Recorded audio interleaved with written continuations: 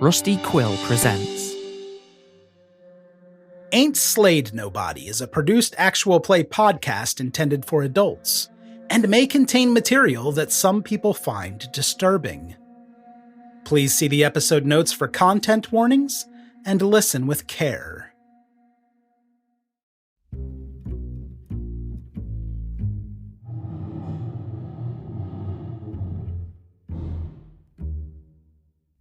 Or perhaps we should split up to cover more ground. Oh. Oh, God, no. 2 paths, an even number of us. Do you split up? Ross is like, oh, yes. He's kind of drooling a little. I'm down for anything, but I know I just cannot keep still any moment longer, so whoever wants to come with me is more than welcome to. And she's like playing with her dagger. The captain will certainly accompany you because, if nothing else, he fears that whoever's in that room may need to be protected from you as much as you from them. And as Captain Stone kind of pairs up with Miss Radcliffe, Emma will look over at James. Well, right then, fine, let's go. It's a little forward, Miss Wentworth, but okay. Don't flatter yourself, sir. As he's reeking of oysters. Oh yes, Miss Wentworth, don't let yourself be seen with him, of course. Captain John and Miss Radcliffe, nee Meadows, nee Razzleby, are presented with a hallway, and there's a door all the way at the end. There's a door to your left, and there's a door to your right. You got 3 doors. All of them are shut, and you can roll a spot hidden to see if you see anything else. Well, why not? Yeah, I'll roll spot hidden. Oh my. I think that's a fumble, right? It's got a 99. Ooh. Oh. I see Captain Stone looking, and I'm like, oh, yes, we should look. And I'm like next to the banister, like looking at the dust upon it. I think the captain is too busy looking at Miss Radcliffe in alarm to notice anything else. Okay, great. Yes, you don't see, it's just an anonymous hallway. One door's as good as another. Well, the nearest one, I assume. Yes, first door. Great, the nearest one would be the one on your right. It's great. You go and you open, and the door creaks open. Miss Budleigh, hello? And you're looking into a room, and there is a desk at the far end of it. There are what look like oriental rugs kind of piled in the center. The main feature is this desk, and there are like stacks of books lining the wall, not shelved, but just kind of piled. And here you can see on the desk, there's just like coated in candle wax. Clearly someone is up here studying, burning the literal midnight oil, and there's wax pouring down the sides of this desk. There's lamps and candles here and there. And that's what you see when you first enter. I suppose I'll pick one of these books up and just get some idea of what it is that this person was studying. The first book that you come up with, it seems quite old. You open the front cover, and there's an ex libris stamp for Budleigh. You turn to the title page, and it's a translation of an Arabic book by Muhammad al-Hakam, and it is called The Watchers. I have no idea what this is, Miss Meadows. Can you read? Yes, I am familiar with what a book is, yes. How exciting. But the purpose of this book does rather elude me. Are you familiar at all with Arabic or the Middle East at all? Alas, no, I have not made it off this aisle. If you wanted to roll in here like library use, perhaps, you might be able to find something more apropos. Sure. Can I look? Is there anything of value that's stealable in here? Or anything you could snort, maybe? Why don't you roll spot hidden? Okay. 2 more luck points to make that a success. That's amazing. Always off by 2. It's always off by 2. Yeah. It's very strange. So I'll deal with that first, your success, and then did your library use roll yield anything, Captain Johnstone? Oh, God, no. As soon as the captains realize none of them are anything to do with military history, he's lost interest. Yeah, with your failure, you can see that it's not military history. It's a lot of books about Arabic language historians. You're just peeling back like The Watchers, The Language of Angels, A Meadow of Sable, A Sky of Emptiness. Like as you open to a random page and you see like, peace be upon him, the Watchers came, presented gifts to the kings and judges. A generation of golden ones rose up, and with them also great suffering that the people despaired. And you like slam it shut and off to the next. Yes. I never had any taste for poetry. And as you are like pulling open drawers, perhaps in this desk, Mr. Radcliffe, one of the drawers is like jammy, and you get the sense that something is tucked on the top of the drawer that's kind of arresting its passage. I'm going to use the tip of my dagger to try and sort of wedge in there and kind of, make some space. Something quite heavy slams to the bottom of this drawer. Oh, jackpot, which we say all the time in this era. As Jane Austen often used to say, jackpot. I'm going to open up the drawer and appear inside.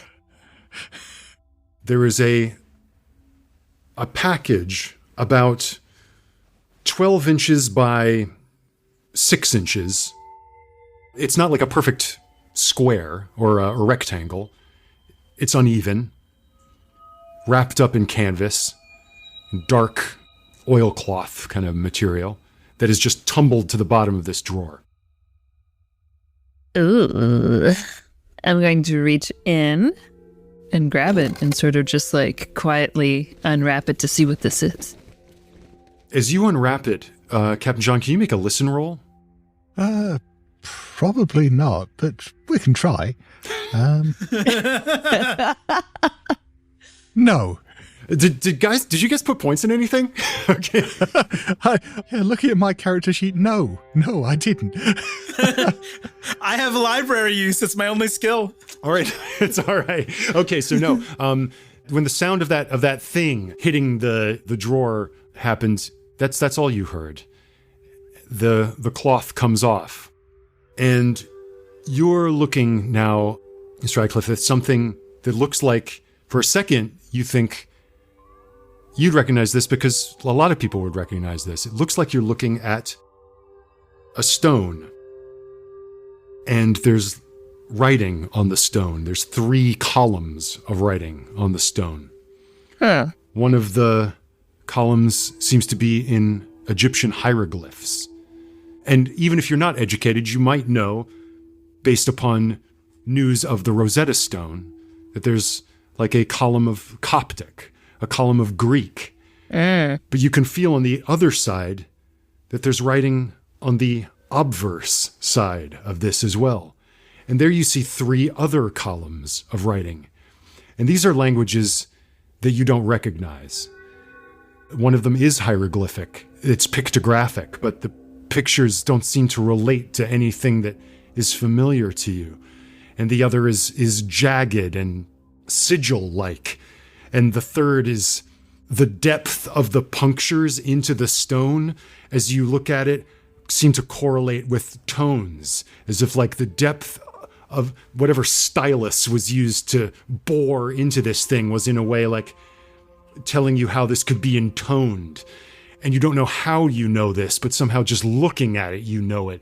And you know that a human mouth could not make these sounds. And roll sanity. All right. Let me tell you, I've seen some shit. Oh, yeah. This appears to be the stone someone has whittled away at. Mm-hmm.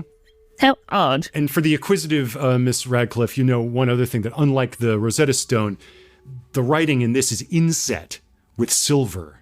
And so in the candlelight of the captain's candle, it shimmers and shines. All right, well, perhaps this will have a little value then. I'll just, tuck it away. Oh, I will put it where my brandy bottle used to be.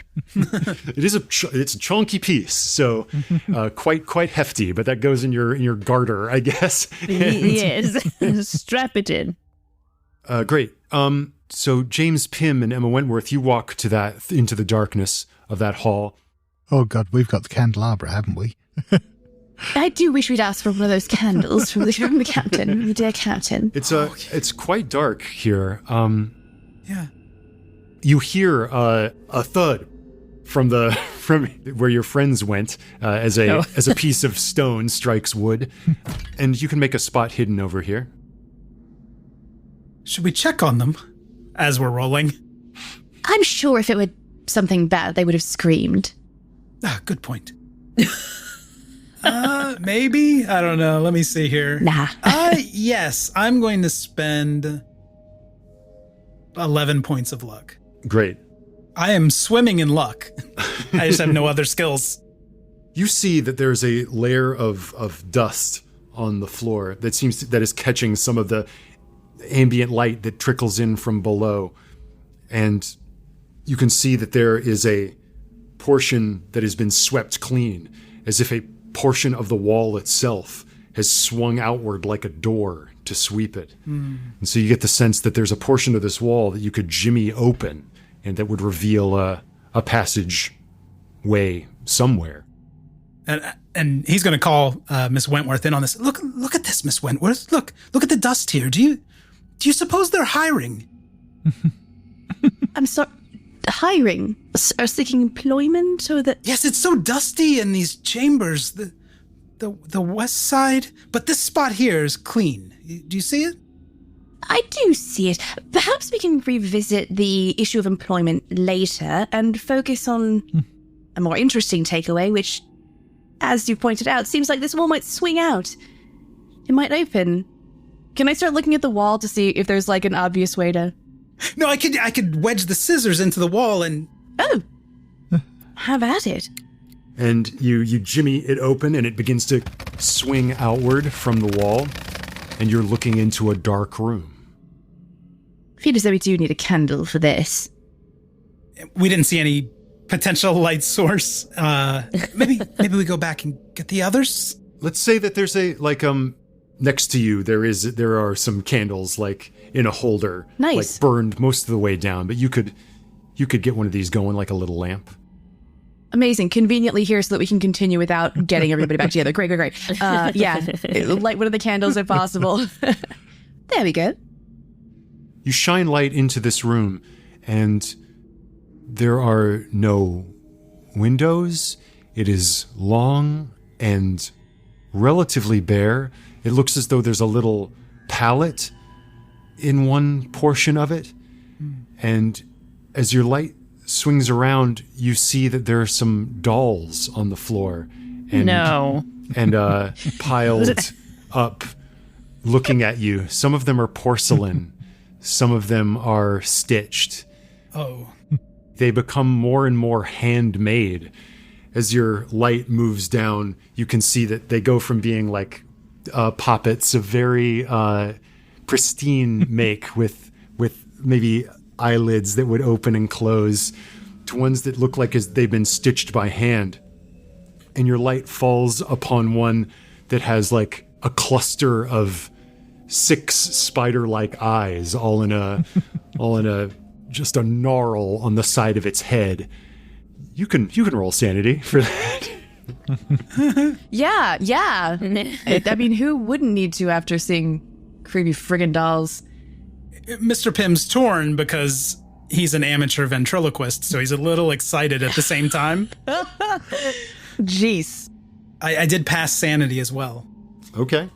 So I think the excitement is really pushing that fear back.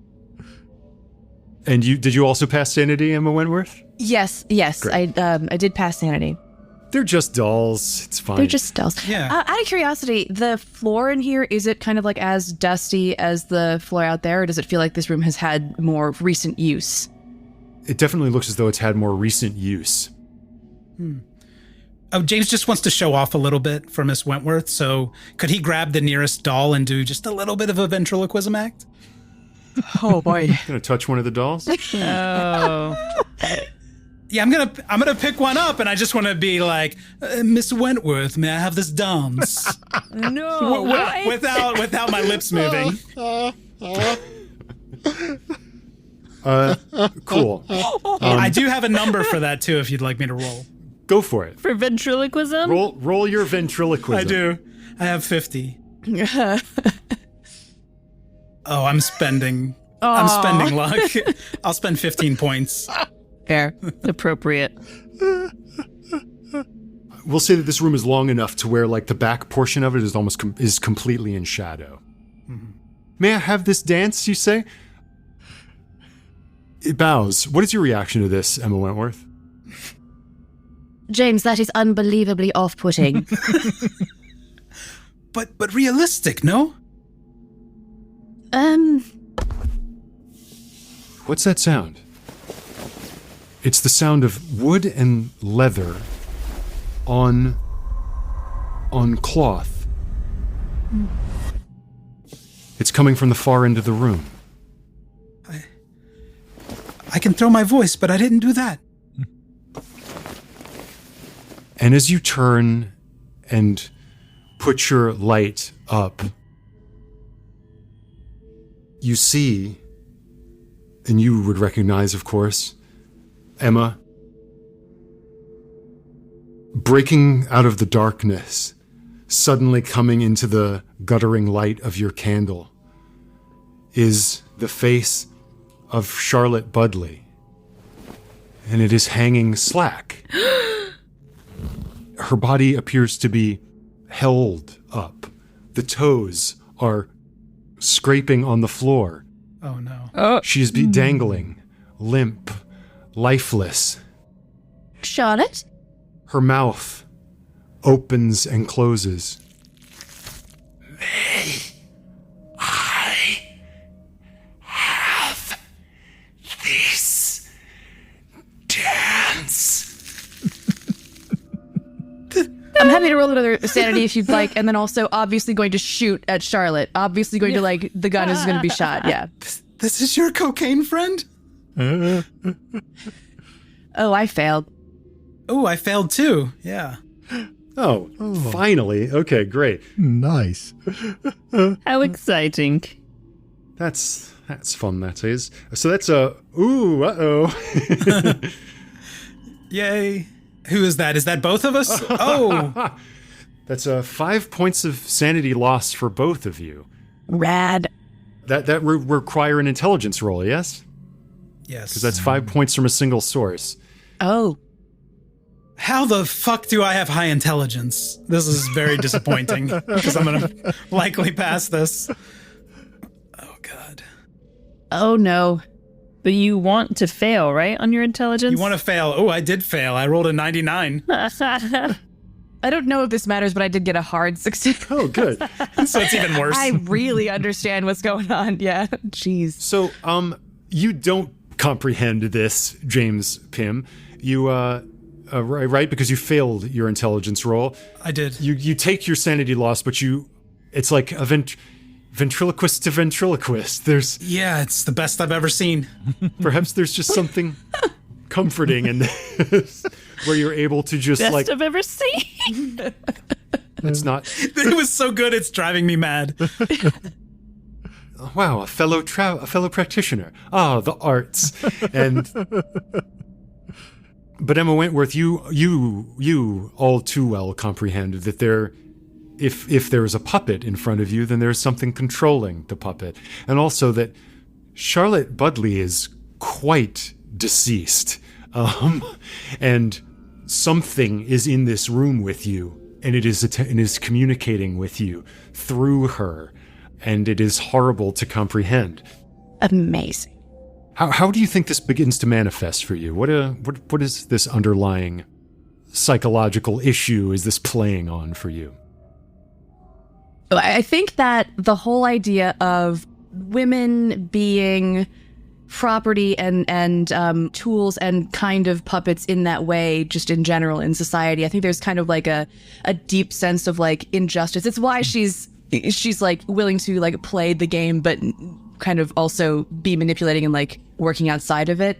And I think that the idea that there's something big enough and powerful enough to do that, to like see that societal thing made real and grotesque and just like horrifying, I think is like bending her in a way that she is just not able to handle. I love that. So let me say that maybe you are suddenly struck often with the sense that not just the dead body of Charlotte Budleigh is a puppet, but that everyone's a puppet. That there is a grand puppeteer out there unseen, pulling everyone's strings. Is anyone really in control of anything? Are we doomed to just play out these roles that society's strings jerk us into place to do? We're all of us just marionettes dancing on a string. In a way, it's funny, isn't it?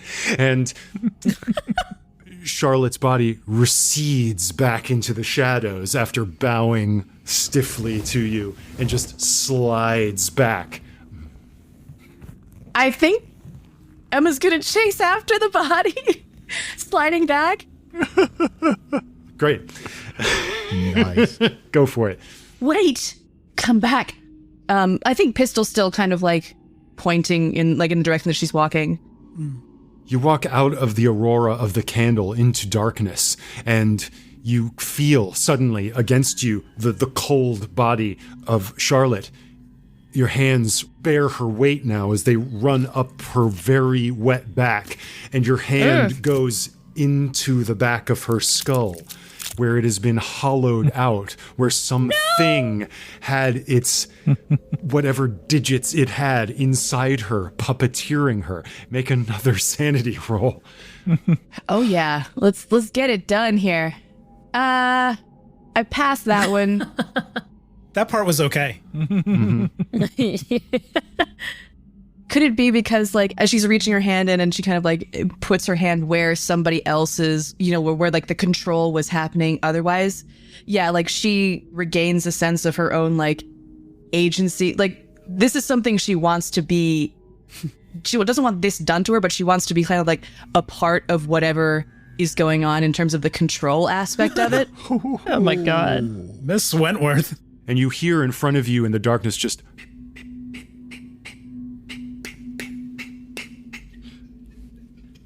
like just popping, plosive, strange, and it sounds as though it's a voice. Did you say Pimm? Not now, James! And then suddenly a hand closes around your face, Emma Wentworth. Except it's not a hand because there's too many fingers for it to be one. But you just feel bone and flesh enclose you. And one of them is slipping up your nose. Can I'm gonna, as I feel that, I think I'll like kind of like close my eyes and like not submit, but kind of not fight it, and say, I could be of use to you. Great. Roll luck, James Pimm. Okay. God. 44 is my number. Aren't you glad you spent all those points on that ventriloquism roll? You got this. Ooh, 18. Oh. Well, I did get a hard success. Suddenly there's a little strange change in the atmosphere. Your candle gutters. And for a second, as the light changes, you see back in the room, there is a little opening, an aperture in the back of the room that seems to be prized out between a couple of the boards in the wall. And into it for a second, you see the smiling face of Emma Wentworth with something dark trailing from her nostril, moving back into the darkness, smiling at you. And but you're lucky, so your light does not go out. Back in the office, Yeah. what would you like to do now that you've got your precious stone attached to your thigh? Yeah, I think Captain Stone's got bored of the books. He's just stood there, going through them one after another, tossing them over his shoulder as he gets bored with each one. Yes, well, Miss Budleigh's not here, so shall we check the next room? Yes, I think so. Great. So you're going across the hall or to the end of the hall? What's the next closest door? The one directly across, I suppose. Okay, yeah, then let's do that one. Yes, but if this one's full of books as well, we'll move on to the next one. Yes. Oh. It's full of fucking books. No. Same old, all right. So just don't look, Captain, don't look. I wouldn't want your poor eyes to have to look upon books once more. No. Let's move on. The thing is, it is full of books. There are more books here, but more to the point, as you look in, there's like a little mattress in the center. Oh. And there's papers kind of strewn all around, not just the books. Yeah. Oh, it looks like someone was living in this area. How strange. That is rather troubling. I wonder, as I was saying before about not wanting to gossip, I do rather get the impression... You must get that out of your head. Yes. We welcome gossip. I do rather get the impression that the Budleigh family is rather larger than they've been letting on, that there is perhaps a black sheep, that there was a twin brother born to young Alexander, who... Oh, my. It sounds like was perhaps aberrant in some form and has been perhaps kept locked up by the family since then as some kind of private shame. Oh. Do you think he lived here?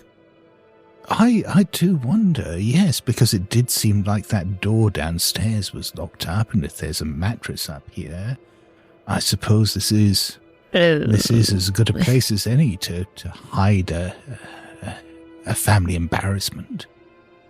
Yes, do you think Charlotte was just giving her other brother a little visit then? What do you think his name is? If Alex is his twin, then surely... do you think they like alliteration or do you think they like rhyming? It's one of the two. Well, I wonder, based on his father's reaction when I tried to draw this out of him, whether they have bothered naming the boy at all. Oh. He did seem to rather want to pretend that the boy doesn't exist. Would you stop breathing down my neck? I don't like that. I thought that was you. I don't make such noises. That wasn't you? Well, your nostrils do seem to make some rather odd noises. Who's there? Who's there? Hello, show yourself. Silence answers you, and you realize it's neither of you breathing, but because you've perhaps drawn slightly closer to the room at the end of the hall, you don't need a listen roll now to hear breathing coming from the end of the hall. Charlotte? Young Master Budleigh? You can make a spot hidden in this room before you leave it, if you wish. No. I'm looking down the hall. No. It's books. Why would they do a spot hidden? Why bother engage with any of my lore? I mean, sure. A quick spot hidden. Sure. It's a fail. Okay. I don't know. It's books, I guess. Whatever. Yeah. Ross actually wrote out a manuscript. No. Yeah. Point to that candelabra. I'm gonna grab your hand, Captain John Stone's hand, with the candelabra and sort of direct it towards the sound, the end of the hall. Yes. And you just see the anonymous door there at the end of the hall, and you can hear from behind it labored breathing. Miss Meadows Radcliffe, Razzleberry, please take the candelabra and Okay. He draws his saber. Please stand behind me, just in case there's danger. Oh, certainly. Yes, I'm gonna pull out my dueling pistol at this point. Yes, go ahead. I'll just be back here. All right. I shall move forwards carefully and ease the door open. As you do so, you're looking across a room. There is a 4-poster bed at the other side, draped in gauzy drapery. There's like a little vanity against one wall. There are carpets on the ground, and it sounds like someone is sleeping in that bed. There's a little lamp next to it. There are more books. Boring. And there are... Wow. And this is what you see. It's just someone's sleeping. Someone's having trouble. Right? Yes, Master Budleigh? Master Budleigh? Is that you?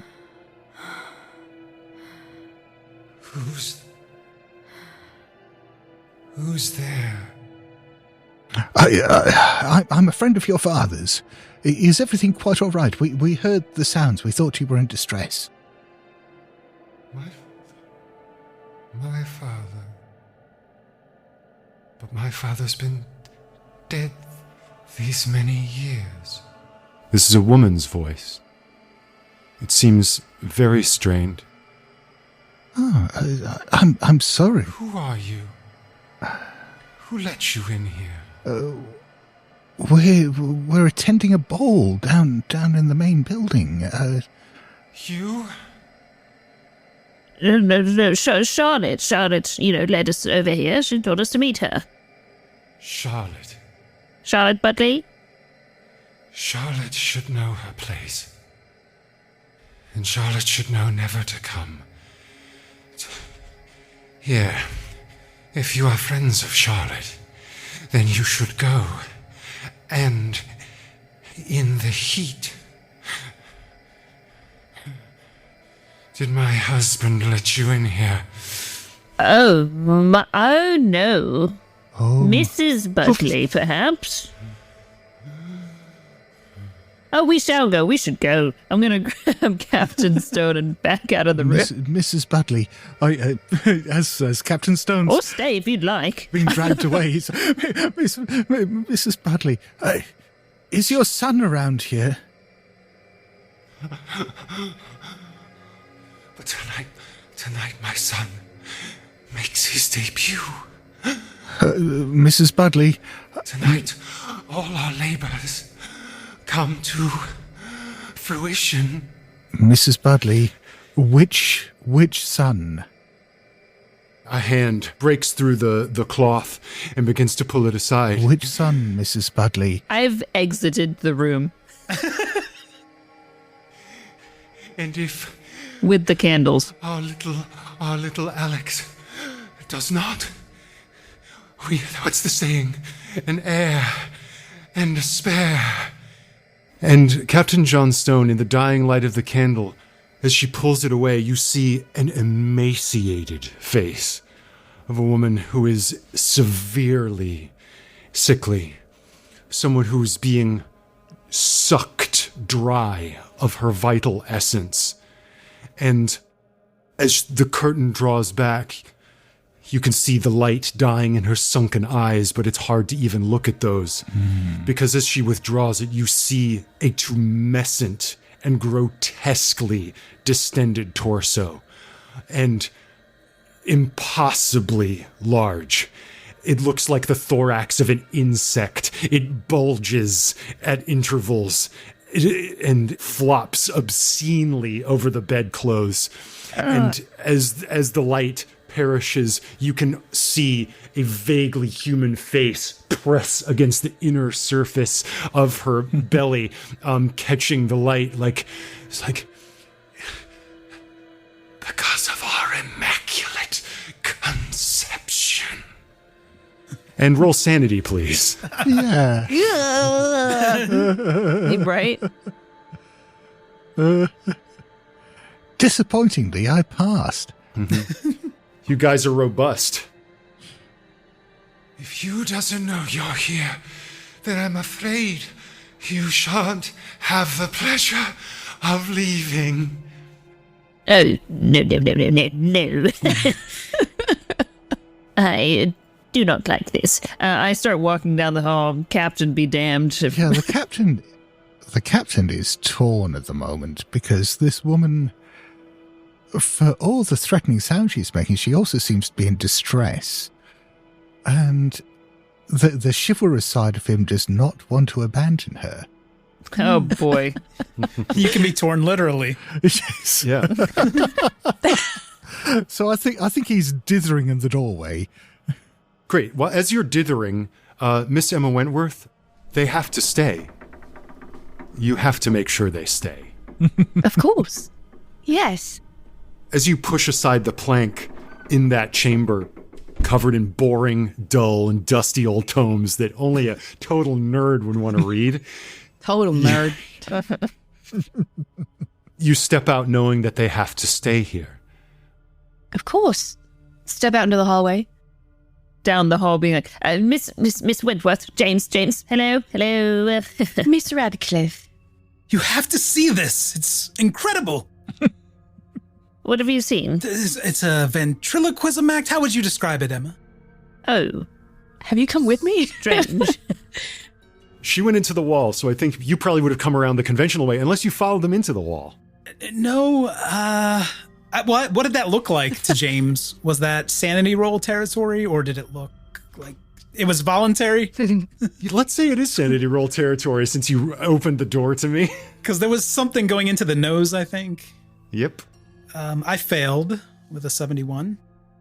Great. That's good for me.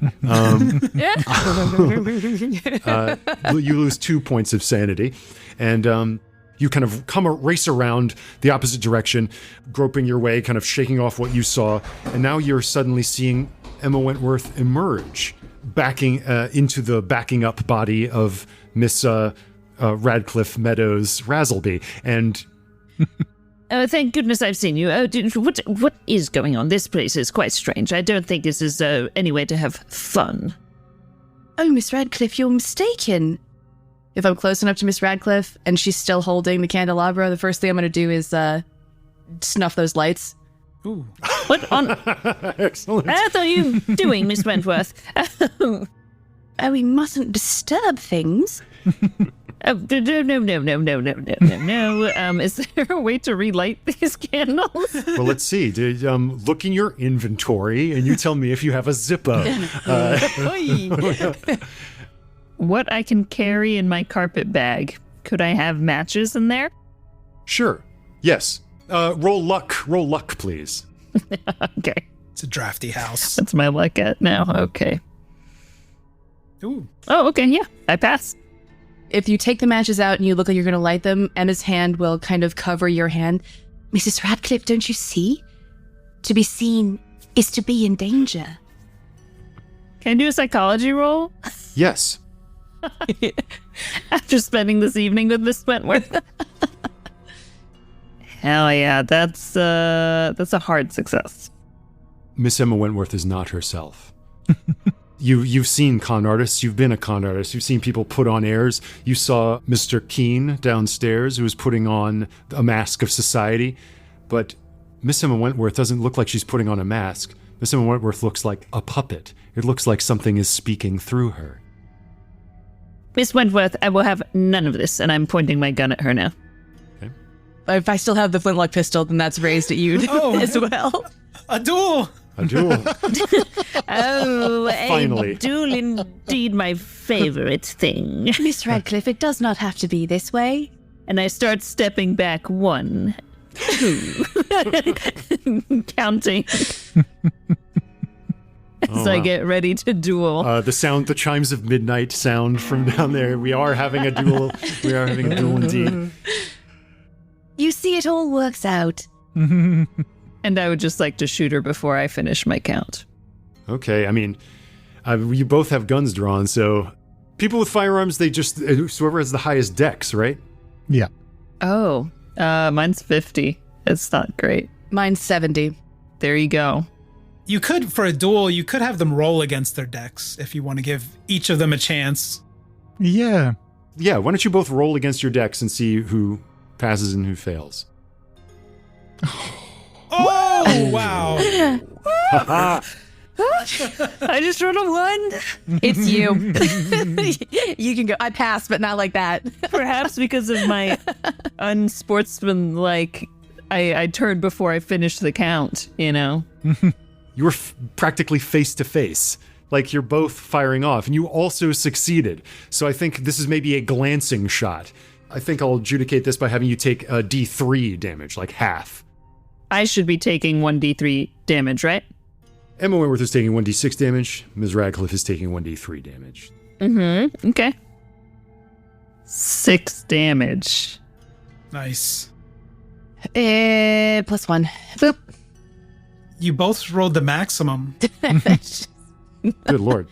And I'm imagining James did not see this manifesting because all the lights are out, right? So do you see this, James Pimm? There is no candle, of course, but you do see the gunpowder flaring up. And in the light, you see the crazed eyes of Emma Wentworth and the defensive eyes of Ms. Radcliffe suddenly silhouetted in this dark hallway by their pistol shots as they maybe both crumple to the ground as hot lead enters both of them. Yes. I'm still gonna, as I crumple to the ground the next time I'm doing those, gonna light one of these candles so I can see something. In the light of your candle, you can see coming out of the door where all the papers were what you take at first to be a large insect.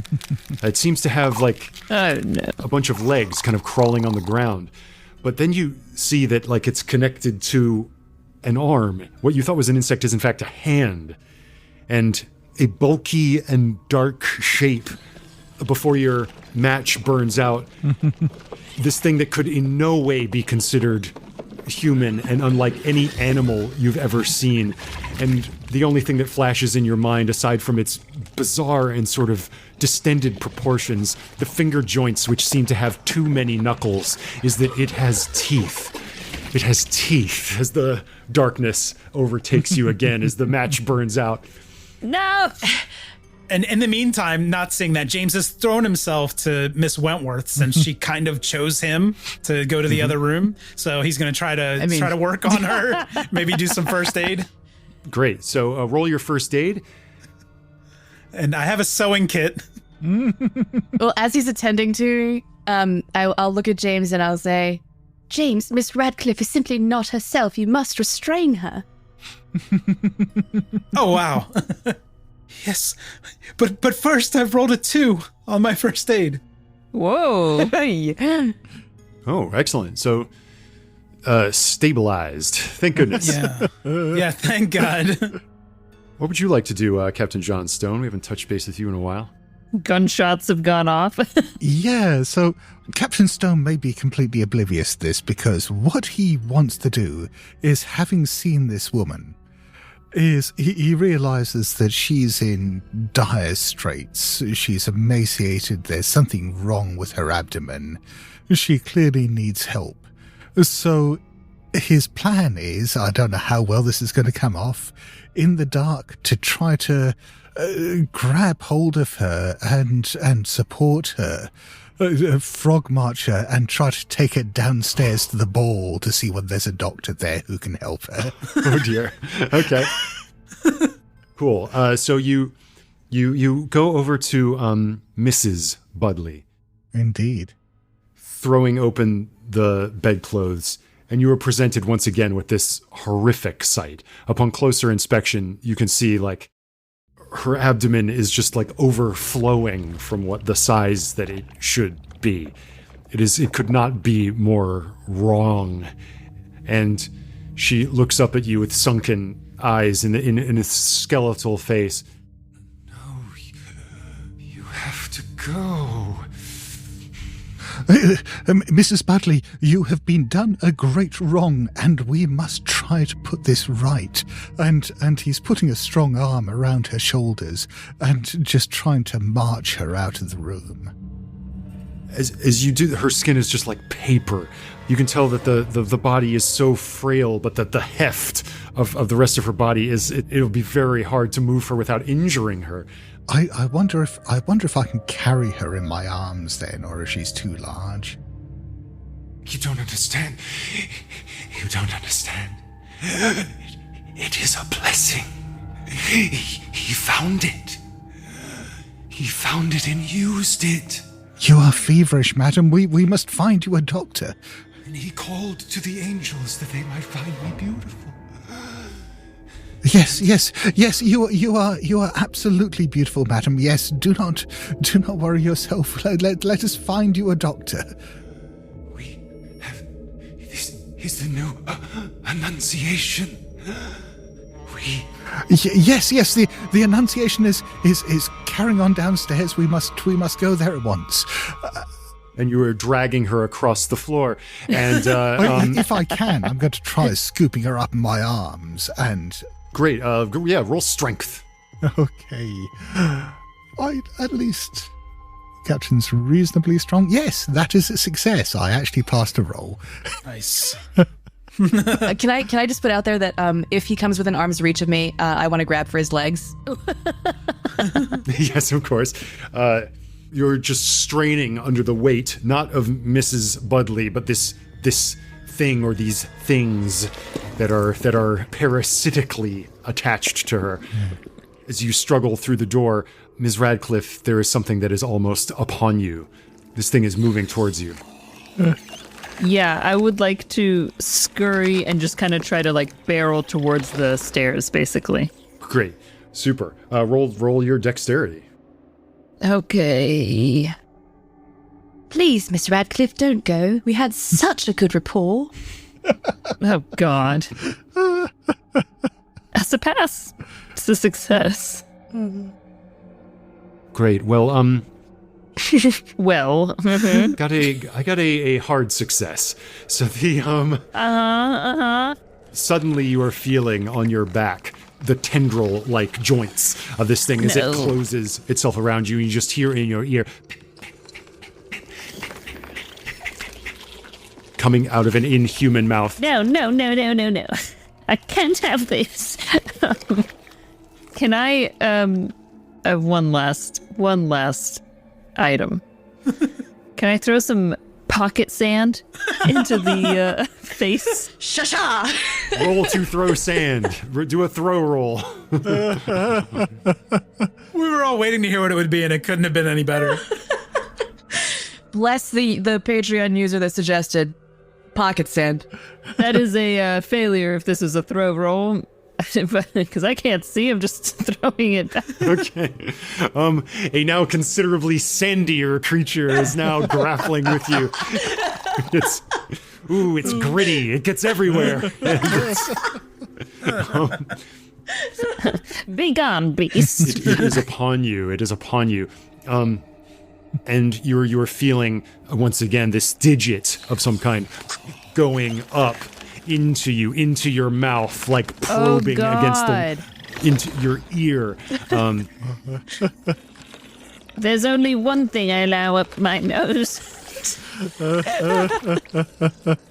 Can I attempt to do something here, or is it too late? Please, do something. Try to do one ditch thing. Yeah, well, could I just try, now it's on me, just shooting it?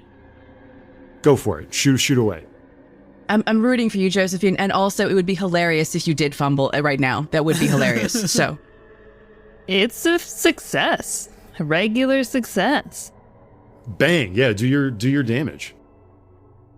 7 damage. Nice. Cool. This thing kind of lets go of you for a second, and you feel unconstrained. I was gonna try and scramble and run for it again. Great. You're all mad. I thought I was mad, but you're all mad. Oh yeah, speaking of madness, I feel like after that you should probably roll sanity again. That's a failure on the sanity roll. Great. That's 4 sanity loss for you. Ooh. Okay. And yes, it has fallen off of you and basically tripped onto James Pimm. He was distracted. Let her go, Miss Wentworth. She hurt you. You're safe now with me. My dear Mr. Pimm, you simply must stop her.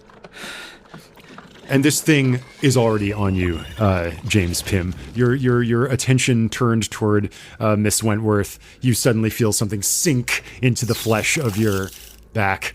Miss Radcliffe! John Stone, are you making it all the way down to the ballroom or trying to? That is my plan, yes, to stagger into the ballroom mid-dance, clutching Mrs. Budleigh in my arms, shouting for a doctor. Excellent. So let's see if encumbered thus you can outrun the thing that is coming towards you. Roll dexterity at disadvantage. I will roll dexterity for this thing, and we'll see who makes it. I've got an ordinary success. I think I also have an ordinary success. So then it goes to the higher dex, yes? Yep, my dex is 70. Great. And this thing's dex is 80. Oh, come on. That's extremely close. I think the young Radcliffe, etc., bursts out of the door and is like dashing out of the building. Yes, is that your goal? Yes. And is out into the heath, into the rain. And we perhaps see like an old woman like in the woods watching you as you hasten away. Oh, God. You see the light of the ballroom right ahead of you, Captain John Stone. After everything you've experienced, finally you can save this one person. People have died in your arms in the fields of the Peninsular War, but this one is gonna make it. And right as you're about to get to the door that opens from the west wing into the ballroom, the figure of Hugh Budleigh appears at the door. He's like, Captain Stone, leaving so soon.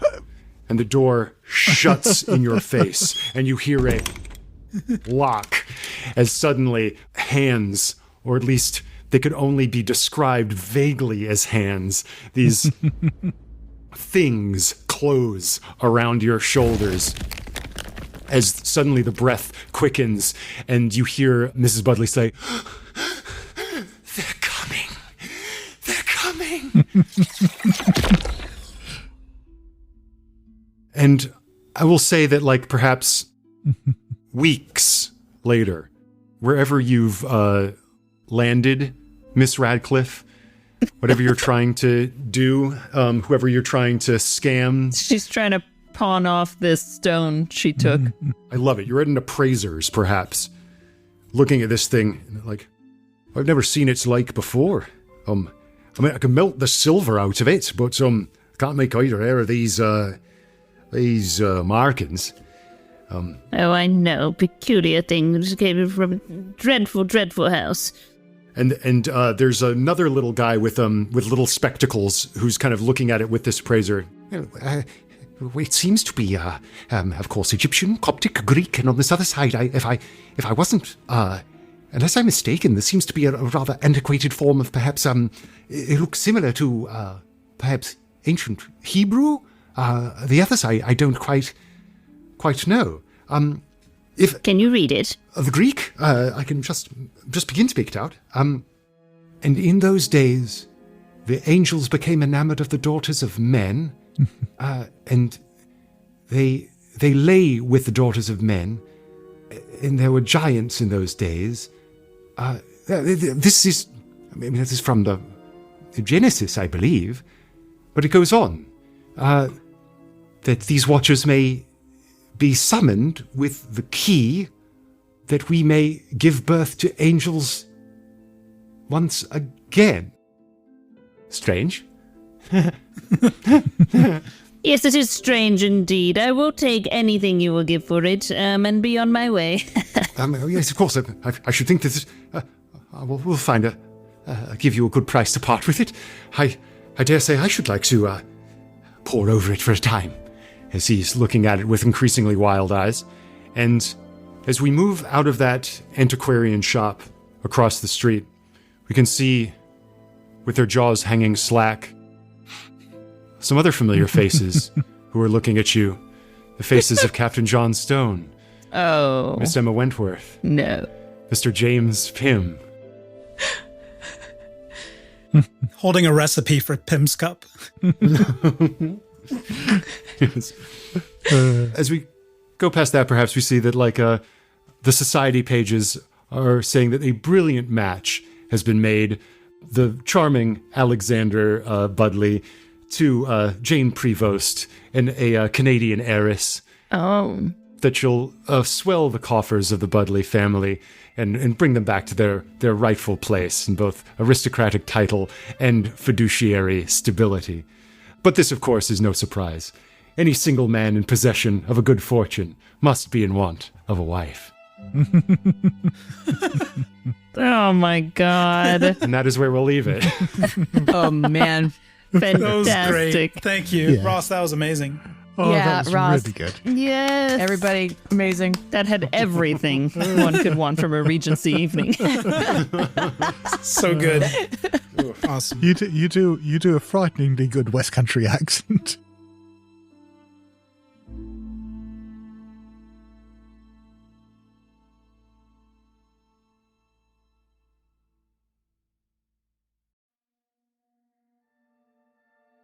You are listening to Ain't Slayed Nobody. For ad-free episodes, heaps of bonus content, and special programming, please join our Patreon posse at patreon.com/ain'tslayed.